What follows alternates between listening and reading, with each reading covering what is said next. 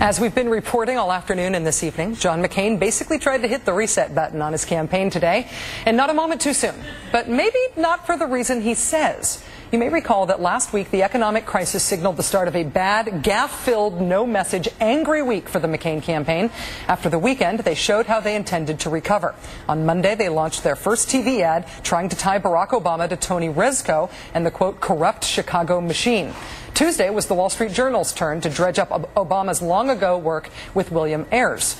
And today, ads are reportedly running in Michigan linking Senator Obama to Reverend Jeremiah Wright and to Kwame Kilpatrick, the disgraced ex-mayor of Detroit. The group's next ad, according to today's New York Times, will highlight Obama's support for a Kenyan politician. Franklin Raines, Reverend Wright, Kwame Kilpatrick, the Kenyan Prime Minister. You think there's a point they're trying to make here?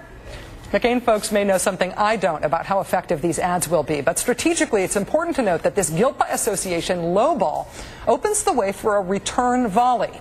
And in the middle of an economic crisis, if the McCain campaign is opening the door to shady associations, don't we go instantly to the Keating Five? And now to Washington, D.C. and government. Hearings begin this week into what is already being called a major congressional scandal. It involves the $500 billion savings and loan bailout. It is about charges that 5 U.S. senators tried to protect one S&L owner who had contributed to their political campaigns. John McCain was one of those 5 U.S. senators. Now he calls the entire episode a, quote, very unhappy period in his life. When Chicago Mayor Richard Daley first heard the McCain-Rezko ad this week, he said, quote, when you start throwing mud, mud is going to start being thrown at you, and it's going to be sticking. So timing-wise, I think it is fair to say that John McCain's full stop to his presidential effort today comes as he found his campaign in perhaps quite a vulnerable place. Joining us now is Matt Welch, who is the editor-in-chief of the libertarian publication Reason Magazine. He's also the author of McCain, Myth of a Maverick. Matt, thanks very much for joining us. Thanks so much for having me. Tell us about the Keating Five. Who was Charles Keating, and what was his connection to John McCain? Charles Keating was a freak of nature, a 6'5" former Navy pilot turned anti-obscenity crusader, and most importantly for our discussion, he was John McCain's first single most important political backer when McCain dropped into the state of Arizona for the first time of his life and ran for Congress. He was responsible for about 1/3 of McCain's full campaign fundraising for his initial congressional career, and introduced him to sort of the rich society of booming Phoenix, Arizona, at a time when McCain needed all the connections that he could get. McCain ended up having quite a long and very close relationship with Keating, to the point of traveling to his resort in the Bahamas 9 or 10 times on Keating's private jet.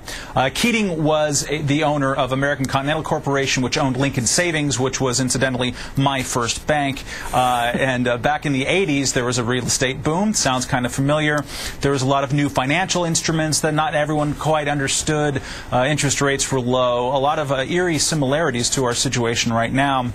And when the worm turned, as all housing bubbles and other bubbles inevitably do, Lincoln Savings was the single biggest culprit of the entire episode. When it went belly up, it cost taxpayers $3 billion alone. Keating spent 5 years in the federal pen, and 20,000 pensioners lost their life savings.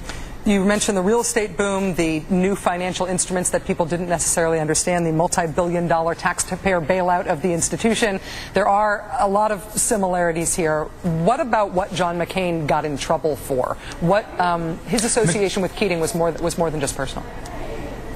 Yes. In 1987, 5 senators, John McCain, Alan Cranston, Dennis DeConcini, and Don Regal, and McCain, all met with federal regulators who were investigating Charles Keating and Lincoln Savings for a variety of violations, some of them quite serious and criminal.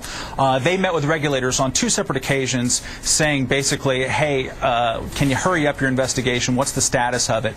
Those kind of meetings were very, very unusual. The regulators, investigators felt pressured and they immediately turned around and reported that to the House and the Senate, right at the time that the savings and loans were going belly up in the late 80s. These meetings happened in 1987, but the savings and loans really became sort of a crisis in 88, 89. Right about that time, these stories percolated of these improper meetings, and so there was a super long Senate ethics investigation into those 5 senators to see whether or not they delayed the investigation into Lincoln savings and therefore delayed justice happening to the people who suffered under Keating's misrule.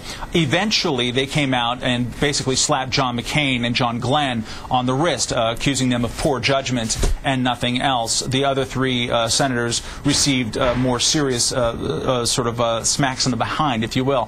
McCain was the only one to remain in the Senate for more than 6 years. 3 eventually did not run for re-election. I think John Glenn did. And McCain, which he's described as the lowest point of his life, lower than even his prison time in Hanoi.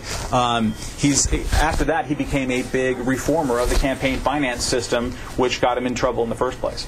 Matt Welch, editor-in-chief of Reason Magazine. I have a feeling this topic is going to be getting you a lot more bookings in the future. We expect you'll be back to join us. Thanks for joining us. Thanks for having me.